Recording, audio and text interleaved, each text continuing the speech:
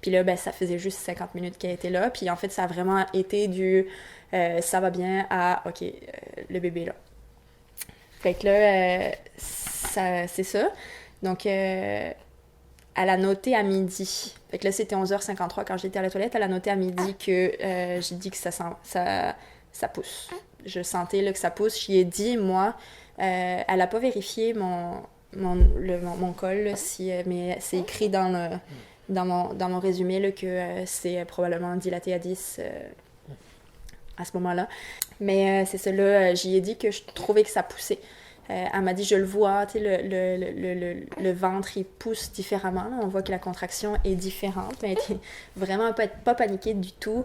J'ai eu une sage-femme en or pour mon accouchement, là, vraiment pas stressée, vraiment pas paniquée. Elle est restée à côté de l'îlot, loin de moi, à regarder de loin, à venir juste quand c'était nécessaire. Ça a vraiment été une expérience... Tu t'étais? Non. Ça a vraiment été une expérience géniale là-dessus, là, comparativement à l'hôpital où il y avait été un petit peu plus sur les nerfs, mettons. Donc, c'est ça. Puis, dans mon résumé, ça dit qu'à midi 7. Fait que là, midi, je suis sortie de la toilette. Midi 7, le périnée est bombé. Fait que la tête était au niveau du périnée.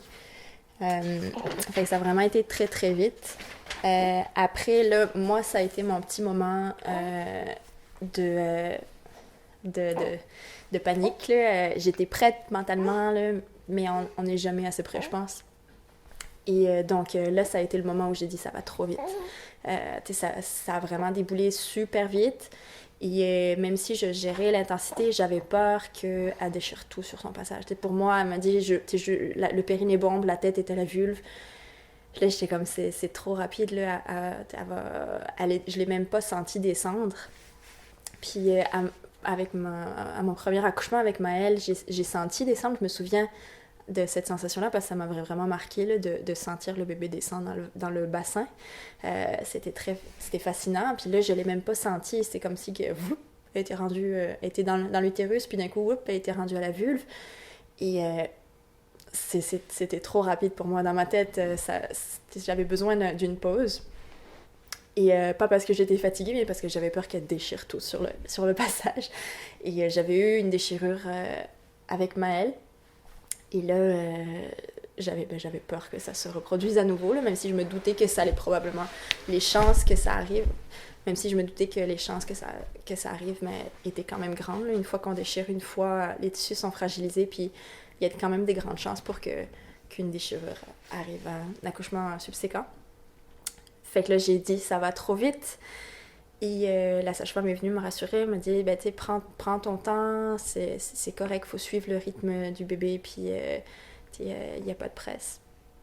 Fait que là, c'est ça, moi j'ai eu ce moment-là, puis le corps est vraiment bien fait parce que j'ai eu une pause, mon corps m'a donné une pause, je sais pas qu'est-ce qui s'est passé vraiment, là, mais j'ai eu quasiment, si je regarde dans mon résumé, je pense que c'est quasiment 10 minutes de pause, de contraction.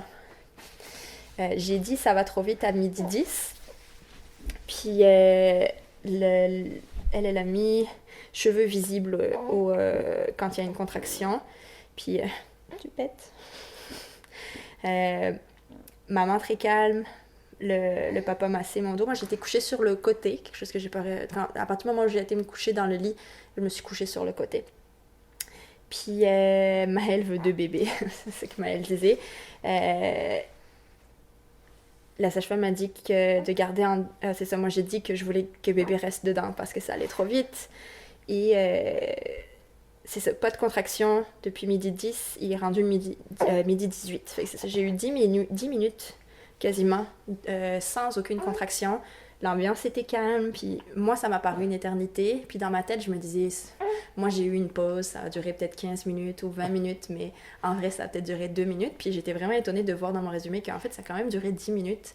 10 minutes sans aucune contraction, alors que c'était hyper intense juste avant, puis que le bébé était rendu à la vulve, qu'on voyait ses cheveux. Fait que c'est quand même fou comment le corps est fait, puis que... c'est pas dit qu'à chaque fois qu'on m'a demandé une pause, on va en avoir une, là, mais je trouve ça fascinant que j'ai eu droit à cette pause-là parce que juste avant, je paniquais, puis je sais pas qu'est-ce qui se serait passé si à ce moment-là, le médecin m'avait dit il faut que tu pousses, par exemple, puis que dans l'état de vulnérabilité dans lequel on est quand on accouche, mais j'aurais probablement abdiqué puis fait ce qu'il me dit de faire. Mais là, d'avoir eu cette pause-là, ça m'a vraiment permis de moi me calmer puis de me recentrer. J'ai parlé au bébé.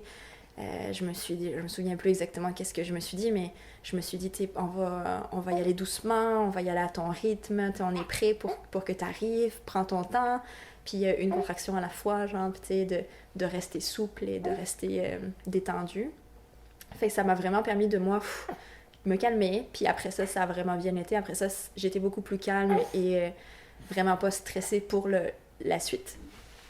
Donc, dans mon résumé, ça dit à midi 18, là, ça a repris. J'ai eu des contractions qui sont revenues, de plus en plus de cheveux visibles à chaque contraction. Puis ma sage-femme est arrivée à midi 24. Puis c'est drôle parce que t'es pas comme tu veux, c'est pas comme tu veux. Veux-tu téter? On va te mettre...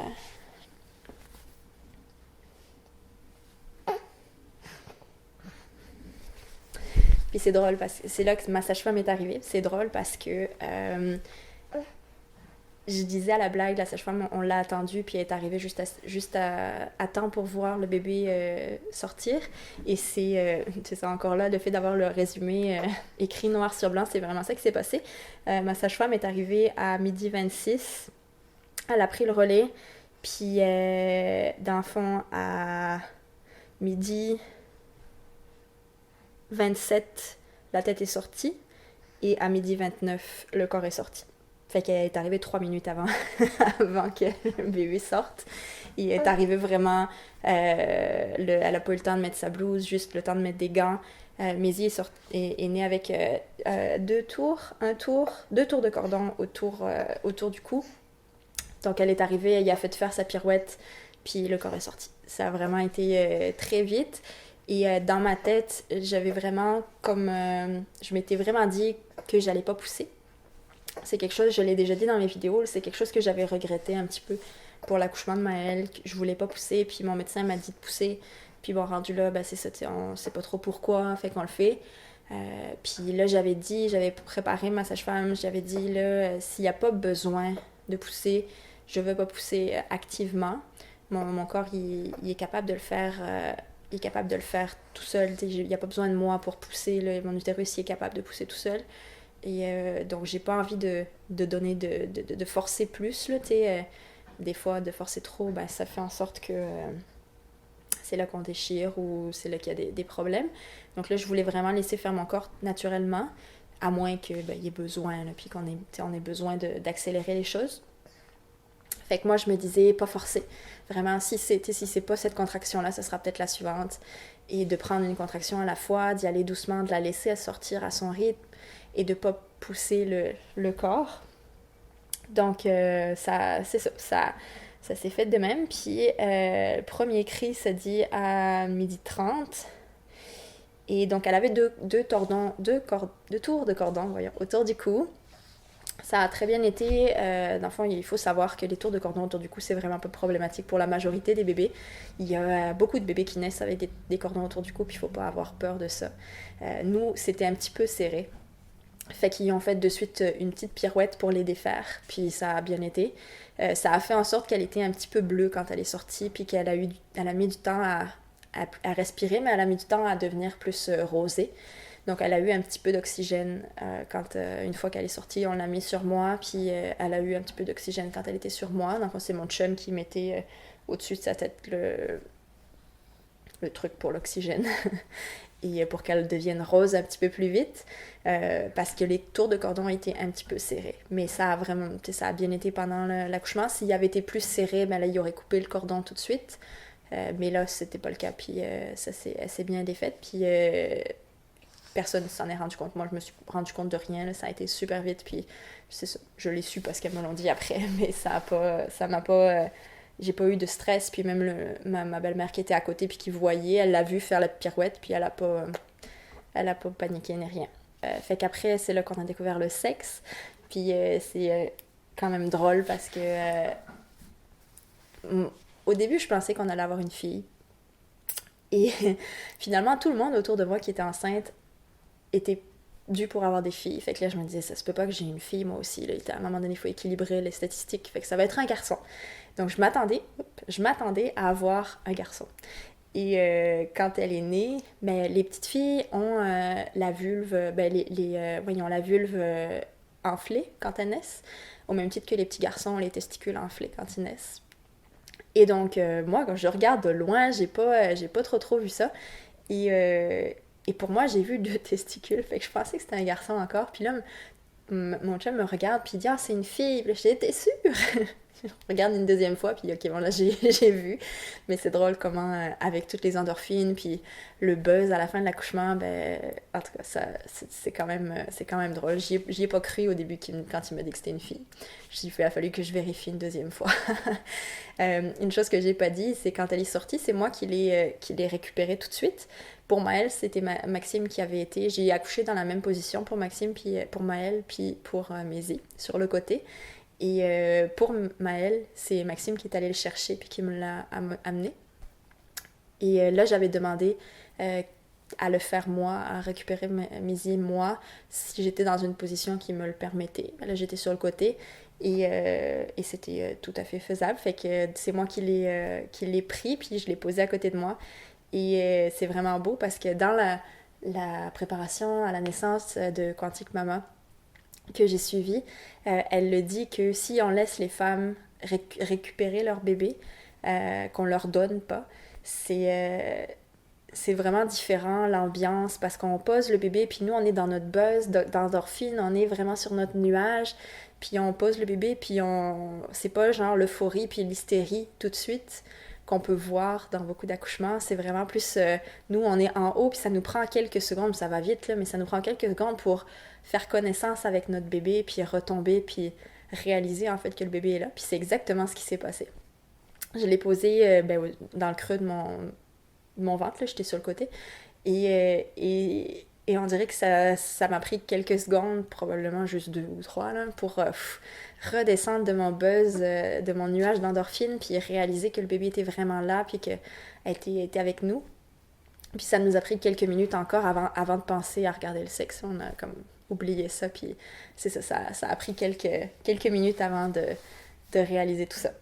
Puis c'est ça, finalement, 10 minutes après, ça a pris 10 minutes après pour expulser le placenta parce que pour celles qui n'ont jamais accouché, quand on accouche d'un bébé, c'est pas fini une fois que le bébé est sorti, il faut accoucher du placenta, ce qui est pas douloureux. En fait on s'en rend plus compte, là on est dans un autre monde rendu là, puis on se rend pas compte nécessairement des douleurs, des contractions qui sont associées à l'expulsion du placenta. Puis le placenta c'est tout mou, c'est pas comme un bébé qui a des os. Fait que quand ça sort, c'est vraiment... Surtout qu'on a vécu la sortie d'un bébé, là, fait que rendu là, le placenta, c'est finger in the nose. C'est vraiment pas la partie la plus difficile, mais il faut pas l'oublier. Là. Souvent, on pense qu'une fois que le bébé est sorti, c'est fini, mais non, il y a le placenta qu'il faut expulser après. Fait que c'est ça. Puis on n'a pas coupé le cordon tout de suite, là. On a coupé le cordon, je sais plus quand, là, mais après, là, on s'est vraiment pas préoccupé de ça. Fait que c'est ça. Une chose que je trouve importante de mentionner, puis la question va m'être posée probablement, là, c'est Maëlle était présent pour pendant tout l'accouchement, en fait. Il était là. Il était là au début à me faire des massages sur le dos puis le ventre. Et en fait, ça a vraiment bien donné parce qu'il a fait sa balade. Puis Mézi est née à midi et demi. Donc après ça, il a mangé un petit peu, puis il est allé se coucher. Mais il a pu assister à tout l'accouchement. Et pendant toute la partie où j'étais couchée sur le dos, là, moi, j'ai un petit peu fait abstraction. Là. Je me suis pas vraiment préoccupée de lui. Là. Mais il était à côté de moi. Il était assis derrière moi, à côté de mon chum qui me massait le dos. Et au moment de l'expulsion, on a une photo à l'appui, c'est vraiment beau. Il est vraiment au niveau de mes fesses, puis il voit mon chum, il montre le bébé sortir. Tu perds patience. C'est bientôt fini. Et donc, il a vu, vraiment, il était aux premières loges pour voir Maisie sortir. Et ça l'a pas du tout impressionné, il a pas eu peur du tout, il était là, puis il a vu ça normalement. Personne autour était stressé, tout le monde il montrait comme si c'était juste... C'était comme si on irait dehors puis on verrait un oiseau. c'est vraiment normal. Il n'y a pas de quoi avoir peur ou il y avait pas... je sais pas s'il y avait du sang ou quoi, mais ça a vraiment été de manière toute simple. Et ça a vraiment été un beau moment. Puis après ça, ben, il est venu nous voir, il est venu faire un câlin. À midi, après, il est monté se coucher pendant que nous, on faisait connaissance avec bébé. Puis il est redescendu à 3 heures tout seul, il est venu nous voir. Sa routine n'a absolument pas été changée, ce qui a été vraiment parfait, là. Et c'est ça, ça a vraiment été une belle expérience. Là. Pour nous, ça a vraiment été une belle expérience de l'avoir avec nous. Je suis consciente que c'est probablement pas le cas de tout le monde. Chaque moment est différent. Puis là, l'accouchement a été tellement rapide qu'au final, il a pu être présent tout le long, mais ça aurait été plus long, mais là, ça aurait pas été la même game du tout. Mais nous, on en garde vraiment un beau souvenir là, qui ait pu être là à la naissance, puis qui ait pu voir le bébé sortir, puis vraiment voir d'où est-ce qu'il est sorti. J'y en avais parlé, je l'avais préparé, là, je l'avais préparé à tout ça. Et que sa routine n'ait pas du tout été changée, puis c'est comme si la vie continue. Donc, c'est ça. Je vais m'arrêter là. Si jamais vous avez des questions spécifiques, là, n'hésitez pas à me les poser. Là, j'ai vraiment pas de tabou, puis je répondrai vraiment au mieux de mes connaissances, puis de mes souvenirs. Fait qu'hésitez pas à me poser vos questions si jamais vous avez des questions, puis à partager vos expériences là, dans les commentaires, si jamais ça vous tente. Et c'est ça. C'est tout ce que je voulais vous dire pour aujourd'hui. J'espère que vous avez aimé cette vidéo. Et j'ai pas prévu de faire d'autres vidéos en lien avec mon accouchement. Je pense que j'ai fait le tour, mais si jamais vous avez des questions qui pourraient faire le sujet d'une vidéo, ben ça va me faire plaisir d'en parler. Là. C'est vraiment un sujet qui me passionne. Donc, c'est ça. Si jamais vous avez aimé la vidéo, n'hésitez pas à la liker puis à la partager et à vous abonner à ma chaîne aussi si vous ne l'êtes pas encore. Sur ma chaîne, d'enfants, je parle de parentalité bienveillante, de pédagogie alternative, la pédagogie Montessori notamment. Puis j'ai fait quelques vidéos sur mon accouchement aussi. Et c'est ça. C'est tout. On se retrouve dans quelques jours avec une nouvelle vidéo. Bye bye!